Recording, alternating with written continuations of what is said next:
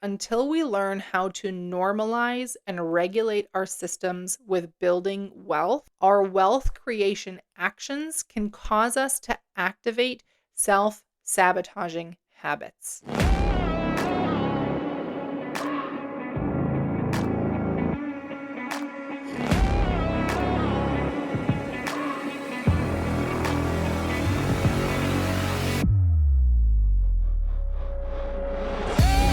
Welcome to the Manifesting Millions podcast, where we talk about manifestation, money, and practical guidance to creating your dream reality. My name is Amy Van Meel, and I am an experienced coach and transformation guide, obsessed with helping you get out of your own way and create a life that blows your mind each day you wake up. My goal in this podcast is to share practical manifestation, self-awareness, and growth techniques in real talk conversations. So if you're ready to massively transform your reality, your finances, your relationships, and your overall enjoyment of life, you are in the right place. I am absolutely delighted that you're here with me today, babe. Let's get into it. Hello, my love, and welcome back to the Manifesting Millions podcast. I just did the most joyful thing. You know that moment when you kind of like, you're in a drawer or you're in a cabinet or you're in a closet somewhere and you're like, okay, what the fuck am I actually doing? Why is this so full? So I just cleaned out. Our drawers are pretty like organized because I do like to stay organized, but I just cleaned out. We have this drawer in the kitchen that's sort of our snack drawer. It's where like our chocolate bars go, our Smart Sweets go. If you don't know Smart Sweets, oh my goodness, go find them. They're fucking delicious. It's where I keep my aprons for when I'm baking and stuff. Like it's been a little bit of an overflow drawer. And it's a deep drawer, which doesn't help in terms of like having it get filled up with stuff. And when we built our kitchen, yes, we built our kitchen. Gosh, it's got to be like 7 or 8 years ago now. I've lost track of like how long ago it was, but it was a while ago. All of the extra like installation manuals and everything, we kept everything because we were like, well, we don't know if we're going to need it. And it all just got put into this drawer. And today I was putting some groceries away and I'm like, why is this drawer, like it just feels clunky. Like, does any of this stuff even need to go? I swear, I think I unloaded like 5 pounds worth of paper. So I've kept the pertinent appliance manuals and a couple of like care guides for some of like the countertops that we have and things like that. But oh my gosh, I cleared so much stuff out and it feels so fucking good. It's such a joyful, wonderful thing. It's like one of my favorite things to do. I mean, let me know on the DMs on Instagram or TikTok if you feel the same. If you're like, oh, it's such a juicy, juicy energy to clean something out like that. Now, I didn't plan to clean this drawer right before I sat down to record this specific podcast. I just love how the universe comes together for things like this because today's episode is part 4 of our 5 energies of money. And today we're talking about accumulation and wealth. So, I mean, come on, how perfect is it that I tossed out a bunch of stuff that I had been accumulating and now I just feel like clear and good and yeah. So, with that, let's dive in because we've got a juicy episode ahead. So, quick reminder at the start, this is the 4th part of a 5-part series all about the 5 energies of money. And if you've heard the first 3 parts, this is going to be repetition for you. So I'm going to keep it super, super simple. Basically, we're going to talk about both the energies of accumulation and wealth, looking at them as 2 sides to the same coin. Of course, if you're familiar, each week, the first part of the episode is shared right here on the Manifesting Millions podcast. And we'll go over like the definition of these energies, how they can show up, what's great or not great about these energies. And then in the back half of the episode, which you can only access by registering for the private podcast feed, the back half of the episode, we are going to talk about how we can shift the lower frequency energy how we can work to maintain the higher frequency, why it's important that we even care about doing these things. And I give you every week either some reflection questions or some action items, something to take the learning and actually put it into action. Because you can listen to me all day, which is great. Thank you for listening to me. But if you're not actually taking the insight and creating some action behind it, then you're not getting the full value of the knowledge and information that I'm sharing with you. And I want to make sure you get the full value. So if you have not yet done so, then please go ahead and register for the private podcast feed by going to amyvanmeal.com/money and the number 5. And of course, that URL is in the show notes, so you don't have to try to spell my name. You can just go find it in the show notes, press click, pop in your name and email address, and you will get instant access to the private podcast feed. It is completely free to access the series. There's also no time limit on how long you have to access it.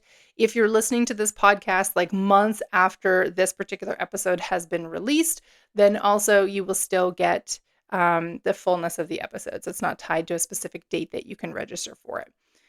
And finally, reminder, this is all part of the last round of enrollment for the Building Vampires program this year. Enrollment actually opened on Monday of this week.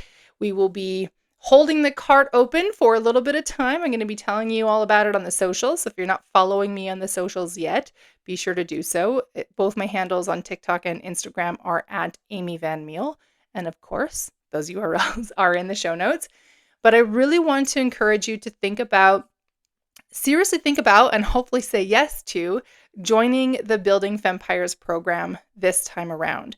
We are at the close of 2024. We are less than 2 months away from the calendar rolling over. And wouldn't it be amazing if you could start 2025 feeling like you get money, feeling like you finally understand it in your life, feeling like you have a really good understanding of the tools of money, and not just the tools of money, because let me actually just really quickly say about that. The reason that I teach about the tools of money, as opposed to the energy of money, which does get tied a little bit into the program, is that I want you to walk away with practical knowledge that you can literally walk into the world with today. What I find, I know definitely in my own experience and in countless conversations I've had with people over the years, how many people agree that we should be taught about money in high school, right? I don't know if that class has been invented yet. By the way, if you work for a school or run a school, call me, because I think this would be amazing and I'm 100% down to do that. But we aren't generally taught about money. We're sort of handed a credit card when we're 18, and then we have to figure it out by trial and error. And for the most part, it's a lot of error. So what I teach inside the program goes through, I think it's 5 or 6 very common tools. I've kept it general enough that it would apply to different geopolitical places, because of course, even Canada to the US, which have a lot of similarities in our economies and such, we don't have the same tools. And I discuss that inside the program. But I want to make it clear so that you understand how to actually use them, because it's so, so powerful. When I finally started to put together the pieces of knowledge that I share inside Building Vampires, it completely changed how I approached money and how I felt about money and how I felt about myself. So when I talk about it being a life-changing program or a full transformational program, it's because what I share and what you'll learn and what you will discover as you go through the workbooks and use the tools and the strategies that I teach, which I've tested all of them, by the way, is that you'll discover that you're really, how do I say this? I've said this a million times. You're super, super powerful, but also there's this grounded knowing. There's this deep love and appreciation and respect for yourself. There is a tremendous amount of healing that comes through from learning a lot of what I share because we have been taught, especially as women, that we're bad with money, that our spending is shameful, that we should feel guilty about it.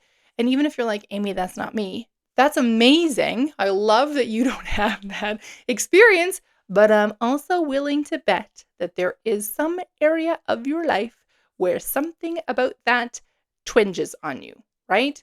And you might be hiding from it. And that's part of the genius of the program is that I guide you and I show you how to uncover those things so they stop getting in your way. All right. So basically, I mean, if you're not living the life that you desire, where you feel like you don't feel empowered with money, or you don't feel like you get money, or you feel like you're always behind. I mean, I feel like the entire millennial generation can put her hand up with that one, right? Then this program is for you. So enrollment is now open. It will be open for a little while. I don't have the close date off the top of my head, but it's open now, so you can get into the program now. I do also have a payment option for you, which is brand new. I haven't had that before. So get your buns in there. And to do that, just go to amyvanmeel.com/money. And of course, the URL is in the show notes. Now, let's dive into defining accumulation. So accumulation is the condition of getting for the sake of getting. It is the acquisition of something or gradual gathering of something. Oh my goodness. Accumulation has a specific relation to time. Unlike some of the other energies that we've talked about, accumulation really has a close tie to time itself, because time is the constant that allows for accumulation, right? Think things like collections or piles of paperwork, garbage, etc. Those drawers that keep getting filled up with shit. That's what time does. For example, thinking about the energy of money, I would define accumulation as a spirit of spending to acquire, sacrificing long-term goals and happiness in order to acquire, right? You're getting something. So to kind of color that in, prior to healing some really deep hurts in my relationship with money, I used to feel really driven to purchase the pretty things, right? Like wanting to bring in this feeling of wealth or joy, of richness into my life through items in my home. Because of course, that's what I had been taught. That is what had been modeled for me on all the commercials and all the magazines and all the people. If you're surrounded by pretty things, it is a marker of your wealth and your joyfulness and this feeling and sense of being rich. So I'd see something pretty. I'd envision it in my office or my bedroom or my living room. I'd see something similar to it that I might have seen in like a high-end magazine or a luxury space. Like, we all follow those accounts on the socials that are like always traveling to these really amazing luxury places. And we're like, oh, that looks just like that thing I saw in that video or in that post or whatever.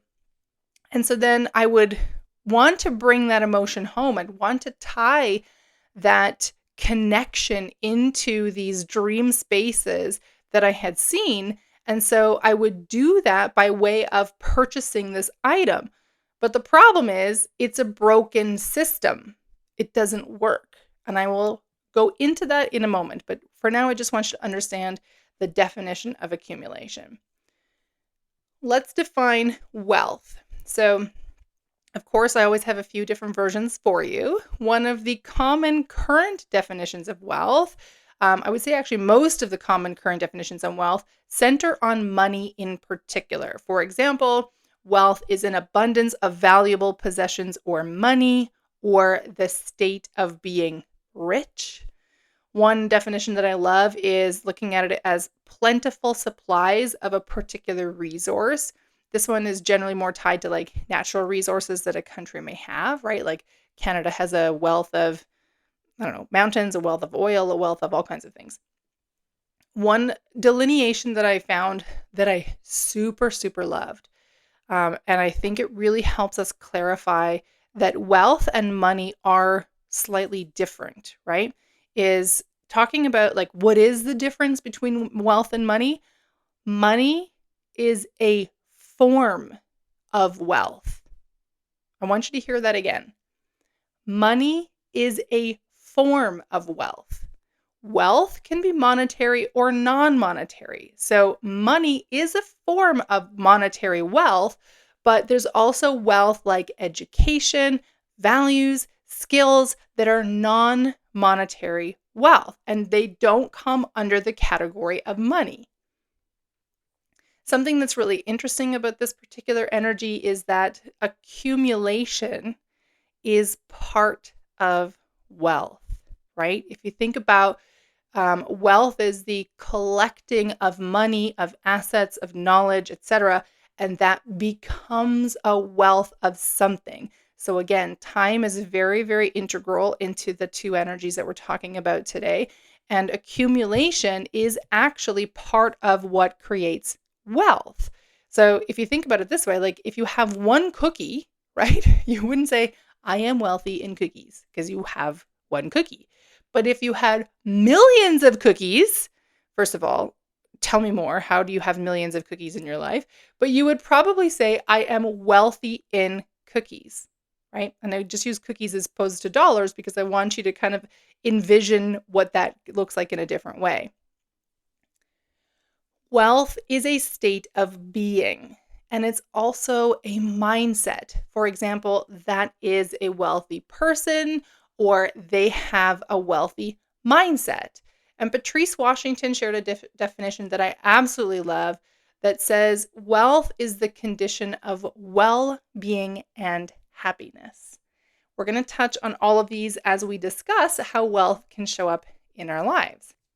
Let's start with accumulation and discuss and figure out together, how can accumulation show up? What could it look like in our life? So going back to the example that I began sharing earlier, where I had this drive to purchase items in an attempt to create emotional grounding points to luxury or high value experiences that I dreamed of having, right? It wasn't just accumulation for the sake of accumulation. I'm someone who, I'm not a minimalist person. I want, things around in our home, and our home has this like really warm, cozy feel to it, but it's not cluttered and it's also not sparse. So when I bring things into the home, or if my husband brings things into the home, they're generally with intention. So buying pretty things in itself is not a problem. And all of us do it all the time. And I want to be clear, pretty, it puts some air quotes around it, is a word that can mean anything that you want, right? Like there are people who would consider a fishing pole to be pretty, or a truck to be pretty, or whatever. So I'm using the descriptive word of pretty as an example of like, okay, it's something that is desirable, but not maybe specifically useful. All right. Now, where this action moves into the low vibe energy of accumulation is when we do it from a frantic or lack energy in the hopes that this accumulation itself will bring us a feeling of wealth or abundance or joy. So this low vibe energy of accumulation can show up in ways like purchasing new clothes constantly, buying a whole bunch of new tchotchkes for your home, constantly buying more or new equipment for your hobby, like if you ski or fish or hunt or hike, right? Especially when you don't actually need it. You already have 4 ski jackets. You don't need another one, right? Needing to take something if someone is giving it away, regardless of whether you actually want or need the thing. I struggled with this a lot when we were younger. Like there wasn't a lot of extra things floating around. I don't think we ever necessarily wanted for things. Like we always had what we needed, but we didn't have this overflow of things. And growing up on a farm, and I don't know if this is farmers worldwide or this is like farmers where I grew up, but there was this continual, like, I'm going to use the word hoarding. It's not quite hoarding, but I want to give you a visual picture. This hoarding of things that like you didn't get rid of that box of screws, even though you're probably never going to need them again, because like, what if you need them again, right? So if someone was giving something away, and especially if it was something that was pretty in some way, shape, or form, whether or not I needed it. I was like, oh my gosh, I need to take that home. I will find a use for it. Years later, I'm like, what the fuck am I doing with this thing? And inevitably, I'd get rid of it because I'm like, Jesus, I've been carrying this thing for so long and it's not actually useful to me. Coming back to our list of like how low vibe energy or low vibe accumulation energy can show up, being unwilling or unable to part with anything. This is sort of that farmer mentality I was just talking about, because you just might need it, where it's only a little bit broken. I can fix it, when really it's fucking done. Okay. It's just like, there's no saving it, or it's going to cost you way too much money and time in order to try to fix it. It's not super useful for you. It's better to just like let it go, right? Now, say that you have a long-term goal to grow, for example, your investment account. You have this long-term vision where you want to have $100,000 of cash invested. Currently, you have no money invested anywhere, all right? So you're like $0 invested, but your goal is to have $100,000 of cash invested. You desire this result of $100K invested, but it is so long term and you don't know where or how to start. And more often, you feel that in order to achieve the long-term goal, you have to sacrifice in the short term. Can I hear an amen on the other side of this microphone? I think this is something that more and more generations are struggling with, because there is less cash. There's less cash available in our hands, of course. There's also then subsequently less extra cash available in our hands, but we still hold these goals and dreams and targets that the generations before us have told. And they're like, well, you should have X number of dollars invested by the time you're this age. Otherwise, you might never be able to retire. And those of us who are reaching that age were like, well, fuck me. How do I get started? Because I feel like I've only just kind of started to catch up, right? So we have this desire for this, but we also are struggling with this place that in order to achieve this goal, we have to sacrifice in the short term.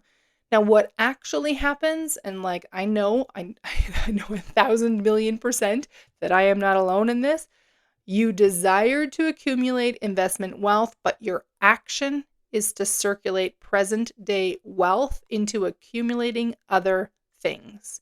Clothes, decor, experiences like coffee or dinners out or going to the movies, right? Accumulation, this low frequency energy of accumulation, is often a result of a long-term desire feeling unreachable and then being approached in the only way we know in the present.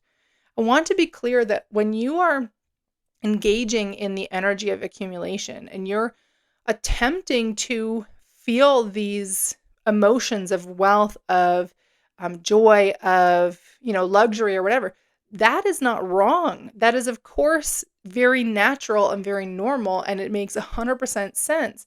The problem is that we need to find, I want to say that differently. We want to become more interested in finding a balance between the two. How can we find a balance between feeling like we are moving steadily towards our long-term goals and also not feeling like we're sacrificing everything in the short term, right? So let's jump over to wealth and talk about how wealth can show up into our lives. So we're going to start with some common current views of wealth, which, like I said earlier, is highly tied to money itself. So in this case, we see wealth showing up as when we have a lot of money in the bank.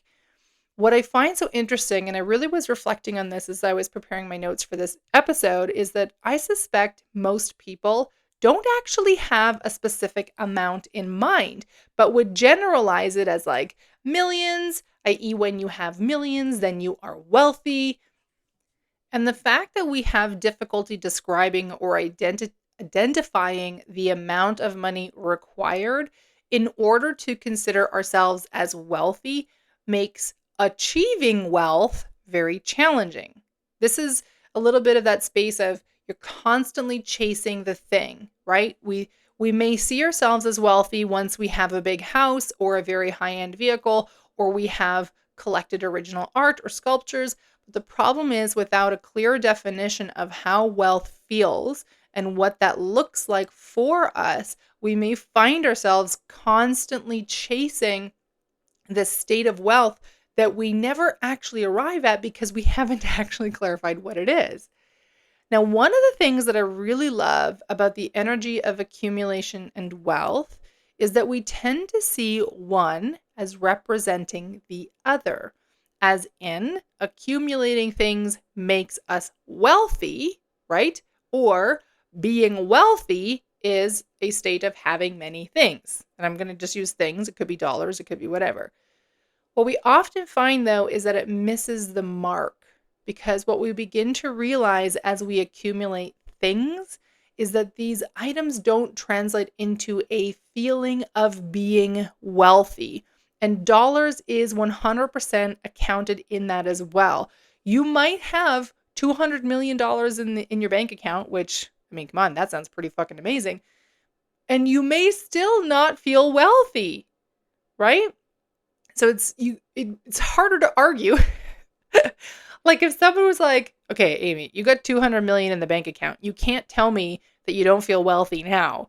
It's very difficult for me to go to you, actually, I don't feel wealthy, because it's the 99% of humanity would just be gobsmacked. You have $200 million.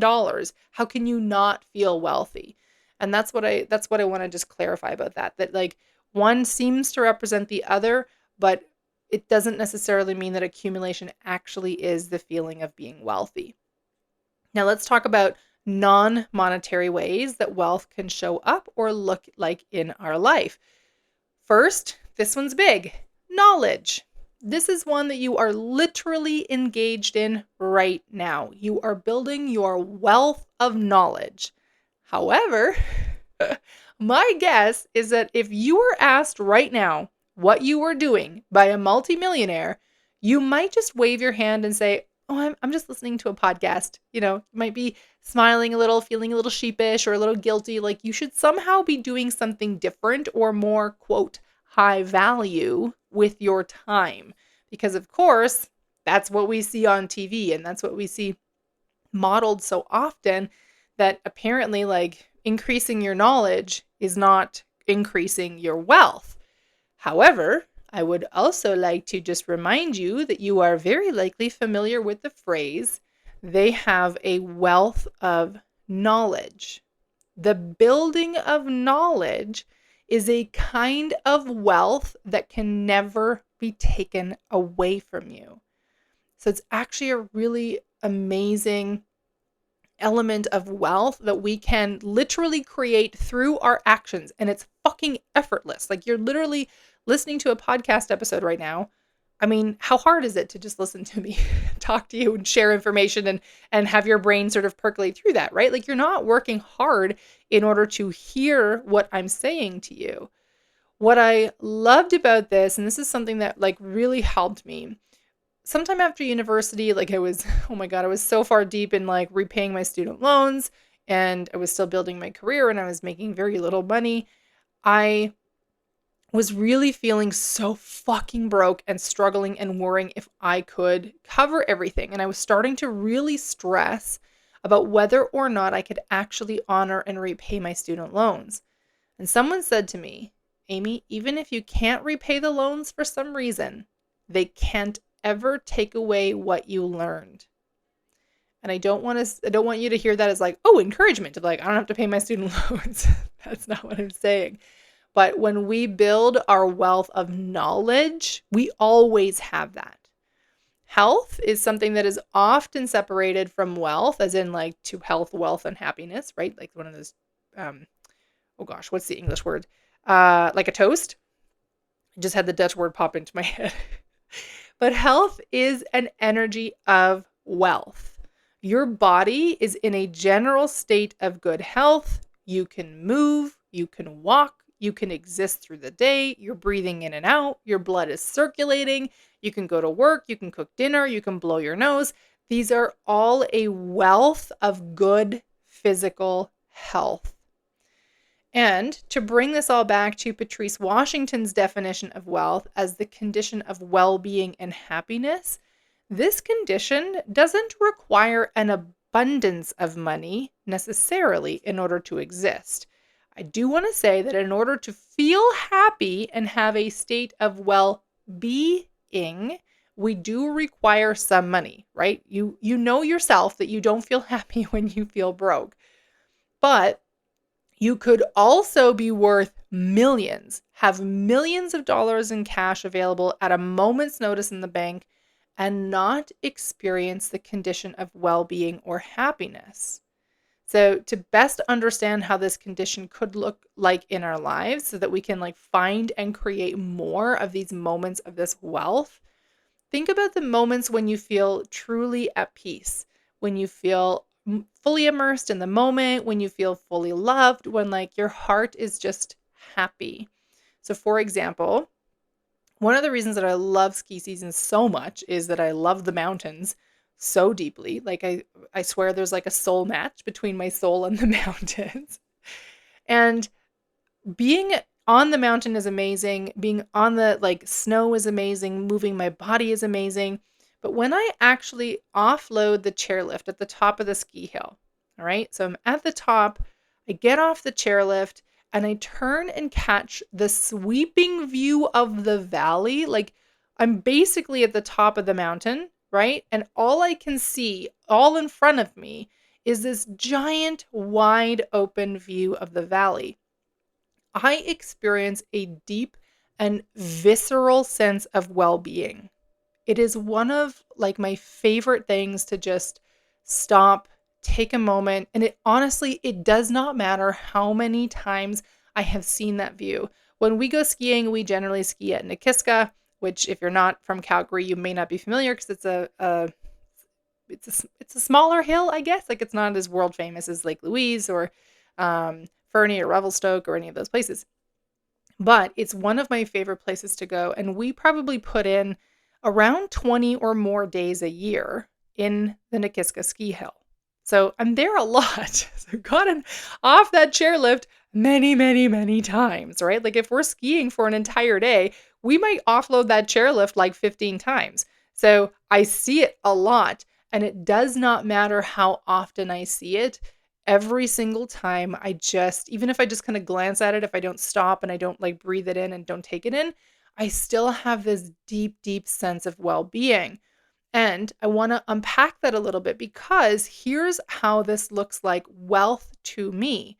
In order for me to be able to offload the chairlift at the top of the ski hill, there's a few things that need to happen. I need to be in a general state of health in order to be able to take part of skiing. If I have a broken leg, I can't ski, right? So I need to be in a pretty good state of health. I need a certain amount of money available in order to purchase the ski pass and arrive at the ski hill. So there is a little bit of money involved, but it's way less than what you'd expect, right? Because we have a pass. So we do 2 days of skiing in a season and the pass is already paid for itself. So basically anything after that is 3 days of skiing, right? Because we get a really good deal on our passes. But I still need to have enough money to put fuel in the car, to have insurance in the car. There's things that need to happen in order for me to be able to arrive at the ski hill. I need a collection of knowledge and skills to navigate the ski hill on the way down. If I didn't know what the fuck I was doing, it would be a very painful, super unfun trip from the top of the hill to the bottom. And trust me, I've seen people attempt to do that without the skill. We tend to rescue, I don't know why, we seem to rescue lots of people on the mountain, but it happens every season. We probably rescue 1 or 2 people that just have no business being where they are, or it's a kid that followed their parent and the parent doesn't know they're there. It's a whole thing. But I need to have this specific set of knowledge and skills and ability in order to be able to make my way down the hill. And then, of course, the simple act of being in the mountains, knowing that I have the skill to make my way down and to do it really well, all of these things come together as this general state of well-being and happiness. Now, I've given you like a really in-depth explanation of a bunch of the parts that come together, not all of them, because I'd be here for days, that come together to have this feeling of wealth and well-being, that deep, visceral well-being that feels like wealth as it relates to skiing. But you can take this to kind of look at anything in your life that feels really good. And it doesn't have to be big and fancy or like, what's the word I'm looking for? I don't know, exciting, I guess, is like skiing. I don't know. Some people might not think it's exciting. I always thought it was exciting. Like maybe it's something as simple as you're going for a walk or you love to read books. Whatever it is, there's something that exists in your life that is just so joyful and wonderful. And there are elements that need to come together in order for you to do that thing. And that is an energy of wealth. And once you begin to understand that, it can help you start to align further into the energy of wealth. Now, before we touch on what's great about accumulation and not so great about wealth, I want to add a little extra little thing in here, which is really, really important. I want to talk about the challenge of enough. All right. Both accumulation and wealth have this invisible line that tells us that we have enough. But because it's invisible and completely different from one human to another, what's enough for me may not be enough for you, it can very easily become an unattainable goal. So this is a question that I know I've definitely been wrestling with lately, especially as it comes to activities in my day. If I notice at the end of the day that I feel low or dissatisfied or like somehow just off and I reflect on my day, I'm noticing that something somewhere in the day felt like not enough. Like, for example, some days I'll be editing videos for social media. I'll get one done and I'll feel fully satisfied that I've done enough. Okay, I did it. I got one video done. Yay. Other days, I might get 2 or 3 edited and ready for posting, but for some reason, I feel this sense of dissatisfaction and this friction of not having done enough. And this is the challenge of enough. It varies from moment to moment, from day to day, and when we experience the feeling of not enough, it very directly impacts our behavior. I mean, if you think about the last 3 things that you bought that you didn't really need, okay? So let's exclude things like food or fuel or your phone bill. Just something that you were like, don't actually need it, don't really want it, or don't really care, whatever, but I'm going to buy it anyway. What I want you to think about is, what were you feeling right before you made the decision to buy? And what caused you to feel that way? My guess is there was some experience of not enoughness that was happening, and you were attempting to rectify that feeling through the purchase of this thing. And if you want to take it one step further, think about how you felt after you bought it, right? Did it actually make it go away? Did that sense of not enoughness go away, or did it show back up again? And you're like, fuck, now what do I got to go buy, right? When we take action out of a state of feeling not enough, it really doesn't matter what action we take, because we'll never really be able to create the satisfaction, because the energy in which the action was taken was an energy of this is not enough, or I am not enough. All right. Now we're going to tie up today's Manifesting Millions episode with what's great about accumulation and what's not so great about wealth. And the good news for you is that these are short and sweet. So what's great about accumulation? Well, we have seen great collections that have been created over time out of the energy of accumulation. Museums are great examples of this. Art collections of like wealthy people are good examples of this. Let's say you collect stamps or teacups or whatever, right? That is that is the energy of accumulation at work and can have some really beautiful things. For example, both my husband's mom and his aunt have these collections of these most amazing teacups that I'm just like, can I just have all of them, please? And thank you. And after we have a meal together, for example, when we sit down for Thanksgiving, it's the whole family. So it's like it's my husband and his brother and like parents, and then it's his cousins. And so there's like, gosh, I don't know, there's got to be 20 of us or something. We sit down, we have our dinner, and then at the end of dinner, we have tea and we get them out of the teacups. And there's like a whole thing about who gets what teacup.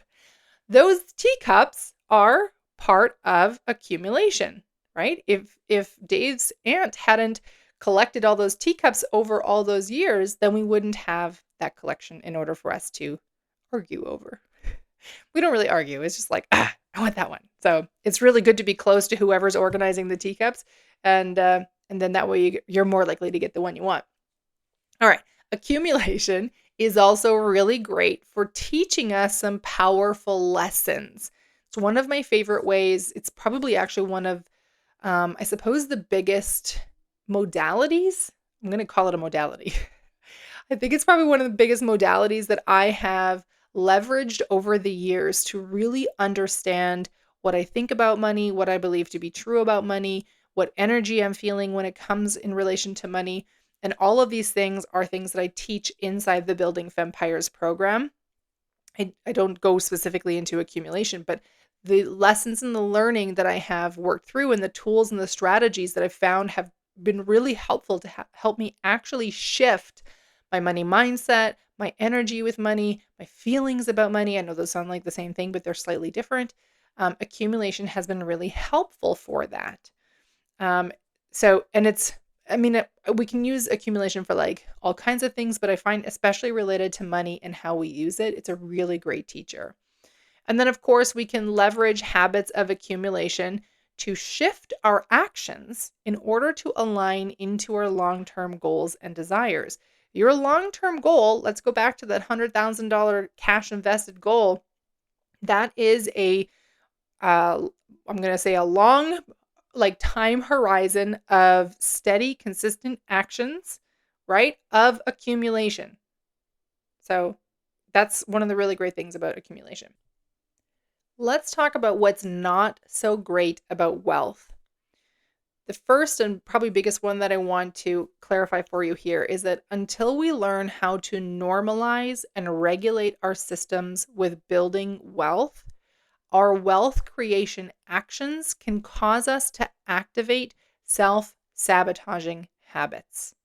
It could create a disconnect between you and people that you've known your whole life or for a long time, particularly if your, I'm going to say specifically, monetary wealth increases and theirs does not. This could very much challenge their point of view of you. We can build a belief that having wealth means something about us, right? It could become part of our identity in a way that isn't supportive. And we can see, if we see wealth only as related to money, we may over-focus on creating monetary wealth and push aside other forms of wealth, such as health, love, well-being, etc., until we arrive at our goal. So let's unpack those a little bit further. Talking about normalizing and regulating our systems when it comes to building wealth, what tends to happen, and the very popular, very common example of this is like, of course, lottery winners. I'm not going to use it because I really hate that example. When we have some version of increase in our life, okay? So a great example could be, let's say your salary went up or your hourly wage, whatever. Your take-home pay has gone up a significant amount, okay? So it's not like $1 an hour. Like we're talking maybe you did a 20% jump or a 50% jump, and you are now making money in a way at a volume that you never have made it before. It sounds amazing. And I know I definitely have been like, look, I understand that like maybe I'm not regulated yet at having $1 million in my bank account, but how about you drop $1 million in my bank account and I will regulate myself through that, right? What we want to do is like learn how to regulate that on the way, Because what happens if we don't is that we will find ways, and you won't do this consciously, we will find ways to shift, to get rid of, to lose, to misplace, to somehow have that money go away. I saw this happen over and over when I was working at my job a few years ago. So I had just gotten promoted. I went from I think I was making 40,000 a year to now I was making 51,000 a year, which was at the time the most amount of money I'd ever made in my life. And within, I think it's a couple of weeks. Gosh, I don't actually remember exactly what the timeline was, but very, very close. Within less than a month of when I got the promotion and my wages increased, all of a sudden my car broke down. And I don't mean broke down a little bit, like it needed an entire engine rebuild. I suddenly was staring at a $20,000 repair bill for my vehicle, right? My income hadn't gone up that much, but I suddenly found myself going, well, okay, guess we're back into this old state of being. And I say old because it wasn't working for me, wasn't helping me grow, but I hadn't learned how to fully shift it yet. Then fast forward, I think about a year and a half later, again, I got promoted. And that again came with a bump in pay. So now I think I was making 63,000. So again, these aren't enormous bumps in pay, right? It wasn't like I was 1 minute I was making 20,000 and the next minute I was making 100,000. These were small bumps in pay. I mean, they're still great. I'm not going to say they aren't. And within, let me think. Well, at this point, I was still experiencing trouble with the vehicle, but it was becoming to the point where it was actually disrupting my life. I had spent so much money on having this vehicle repaired, but I would go to the grocery store and I'd go get I'd drive to the grocery store. Everything would be fine. It's a perfectly fine fall day. It's not cold. It's not weird. It's not like something's wrong outside that would be challenging for the vehicle to start. I would leave the grocery store with my groceries and the car would not work. No indication of what was going on. And that's things like that kept happening and they got worse and worse and worse. And I was like, what the fuck is going on? And I remember having a conversation with my friend about this because I was like, I don't want a new vehicle. There isn't anything on the market that I'm excited about. I also feel like I've put so much fucking money into this car. Ultimately, I did decide to sell it and to buy something new. And let me tell you, it went so fast. I was like, I guess I'm getting a new car. Because once I made the decision, the universe was like, finally, okay, we're ready. But that happened very, very close to when I had the increase in pay. Now, the delay was a little longer because it was a different sort of financial investment.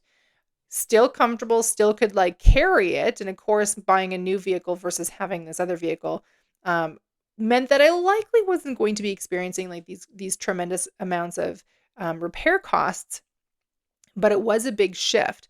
Now, what happened afterwards is that I started to really put into place and understand how to shift my money energy. And I say that because some amount of time later, probably I lost track of time. I don't know, it was less than a year later. I ended up getting a really big increase. I'm talking a 20% increase on my salary. And nothing happened. Nothing showed up that was oh my God, all my money's going away. I already had a great vehicle, all these things were in place. So I had learned how to normalize these new things. And what I love so much about it, I was already operating at the level of what I should have been making all along. So the conversation it was the director. I literally had a conversation with someone who was, I think, 3 levels higher than what I was working at because I didn't have any bosses at the time. The conversation with the director when they said to me that I was getting this percent of increase was like a non-event to me. And when I finished that conversation, I was a little bit concerned of am I somehow greedy or am I just this unfeeling person that I don't feel excitement or anything about this? But what I realized afterwards is I was already operating at this level and it just was the company finally figured out, well, this is what I actually should be making, right? So that just kind of gives a bit of an example of what can happen And I know it doesn't sound like self-sabotage to go, well, Amy, like your engine needed to be rebuilt. How did you self-sabotage that? I don't know. Okay. I just know how it works. And then I want to just very quickly touch on, again, there's lots of stories about like disconnect between people. What I want to touch on very quickly is building the belief that having a certain amount of wealth means something about us.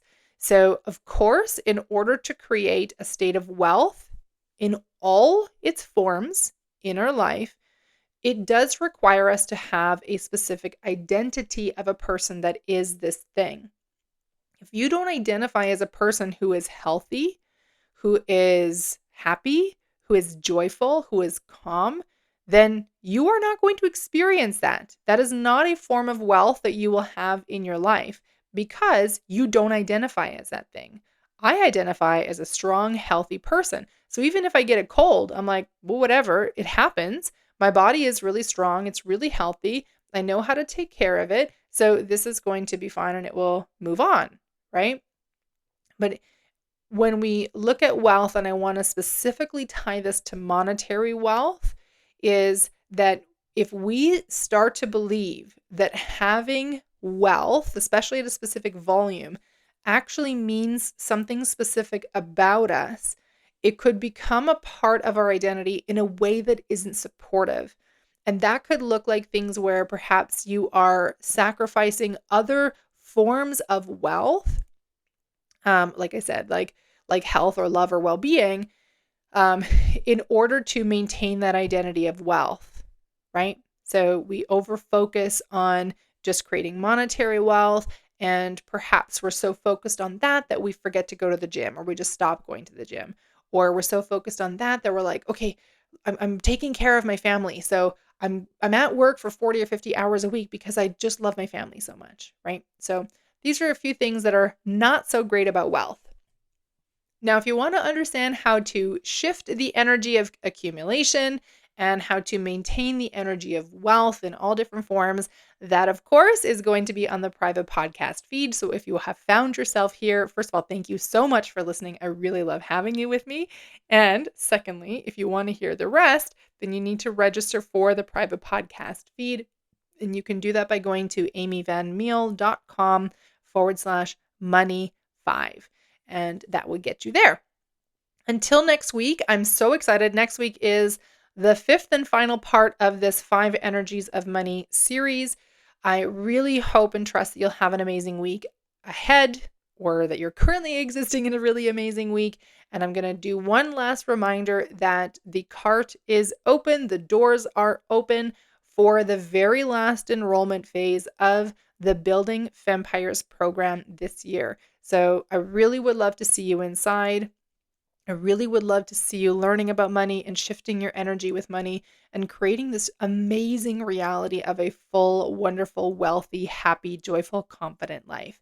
And that is all on the other side of saying yes and investing into the Building Vampires program. So to do so, go to amyvanmeel.com/money. The URL is in the show notes.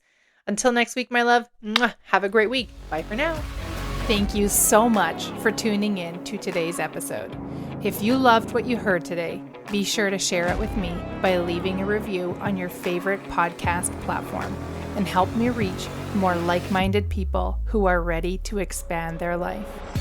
If you haven't yet followed me on social media, find me on Instagram for extra love and inspiration by following @AmyVanMeel, or visit my website at amyvanmeel.com.